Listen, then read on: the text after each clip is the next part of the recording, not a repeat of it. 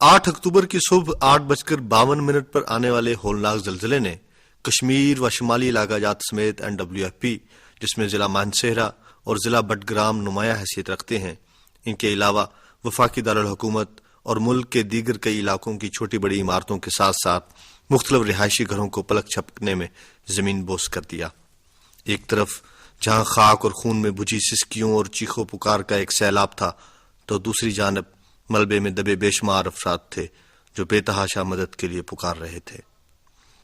گرچہ زلزلے کے فوراً بعد متاثرہ علاقوں میں وہاں کے رہائشیوں سمیت پاک فوج، لوکل انتظامیہ اور مختلف غیر سرکاری فلاحی تنظیموں نے امدادی کارروائیوں کا سلسلہ شروع کر دیا تھا، تاہم اس زلزلے سے براہ راست متاثر ہونے والے خاندانوں کا دکھ ایک ایسا المیہ تھا جس کا مداوع کسی کے پاس بھی نہیں تھا۔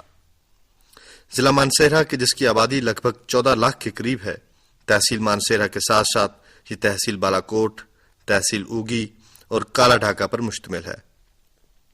وطن عزیز کے دیگر متاثرہ علاقوں کی طرح اس ضلع میں بھی 8 اکتوبر کے زلزلے نے وسیع پیمانے پر تباہی برپا کی ہے۔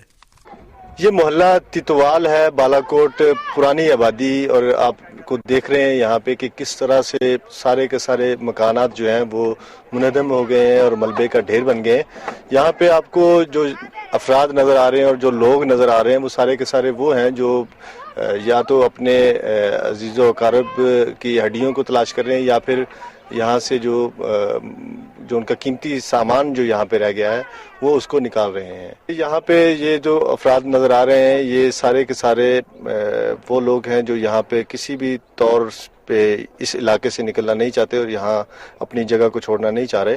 اس کی کئی وجوہات میں سے جو ایک وجہ یہ ہے کہ ان کا بہت سارا سامان یہاں پہ رہ گیا اور ان کی اپنی یادیں بھی اس علاقے سے وابستہ ہے۔ آپ دیکھ رہے ہیں کہ سارا علاقہ بری طرح سے تباہ ہو چکا ہے۔ ہمارے ساتھ ماسٹر شفقت صاحب ہیں جو کہ ہائی اسکول میں پڑھاتے ہیں، ان کا یہ گھر ہے جس پہ ہم کھڑے ہیں، یہ بھی بری طرح سے تباہ ہو چکا ہے، بلکہ یہ سارے کا سارا منہدم ہو گیا۔ ہم ان سے کوئی بات چیت کرتے ہیں۔ ماسٹر صاحب یہ بتائیے کہ یہ آپ کا گھر تھا؟ جی یہ میرا گھر تھا۔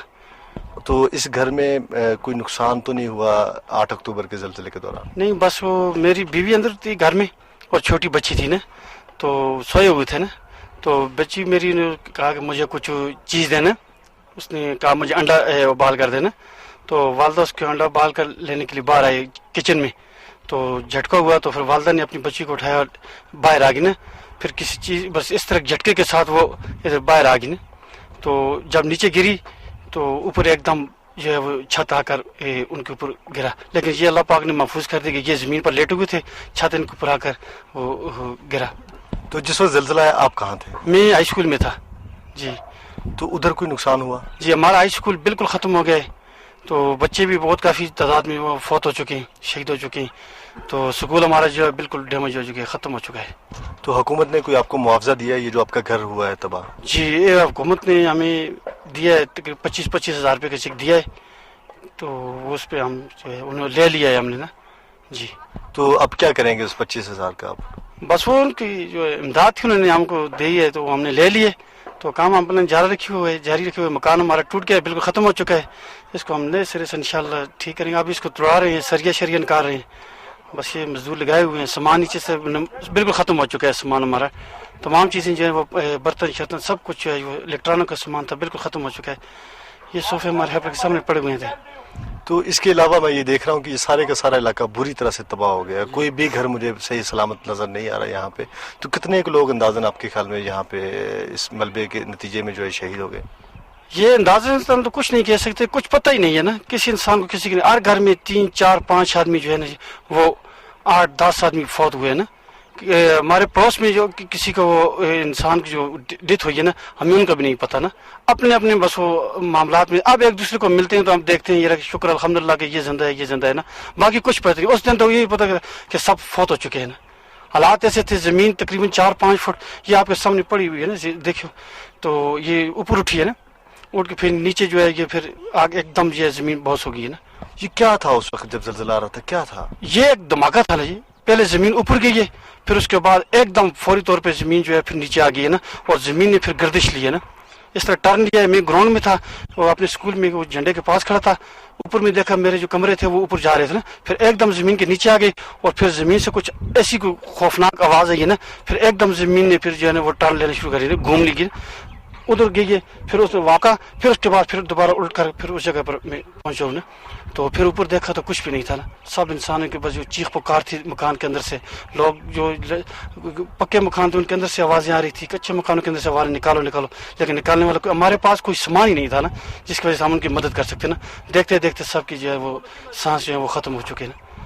सरकारी जराये के मुताबिक जिला मानसेरा में जलजले के नतीजे में अब तक मरने वालों की कुल तादाद 16,645, जख्मी होने वालों की तादाद 7,864, जबकि मलबे तले दब जाने या दीगर वजूहात की बिना पर मिसिंग अफराद की तादाद 8,892 है। इसी तरह इस जिले में कुल 2,709 अफराद ऐसे हैं कि जो शदीद जख्मी हालत में मुख्तलिफ औकात में हस्पतालों और मेडिकल रिलीफ कैंपों में लाए गए, जिनमें से बेशतर तिबी सहूलियात की फराहमी के बाद सेहतयाब हो गए, जबकि अब भी उनमें से चंद मुख्तलिफ रिलीफ अस्पतालों में जेर इलाज हैं। जी, आप ये बताइए कि आपको क्या हुआ? ये टांग पे दी थी, टांग पे दी थी, टांग आपकी टूट गई है, ये कैसे टूटी? जलजले में, जलजले में। तो ये बताइए कि जब जलजला आया उस वक्त आप कहाँ थी? घर में तो क्या था उस वक्त जब जलजला आ रहा था? किस तरह ये आपकी टांग टूट गई? काम कर दिया, कहाँ आप काम कर रही थी? घर में नहीं, घर में आप किचन में काम कर रही थी या कोई चीज भारी उठा के चल रही थी? क्या हो रहा था? बर्तन तारे, बर्तन धो रही थी। तो आप पे क्या किस तरह ये टांग टूट गई? कोई चीज आके लगी इस पे? पत्थर लगे।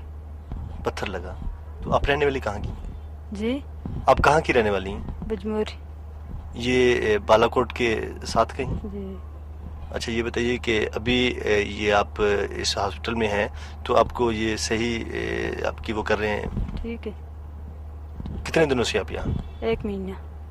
1 महीने से आप इसी हालत में पड़ी हुई? जी, तो ये कब तक कह रहे हैं कि आप कब तक ठीक हो जाएंगे? 7-8 दिन बाद ठीक हो जाएंगे। तो आपकी टांग पे प्लास्टर चढ़ा हुआ है? जी।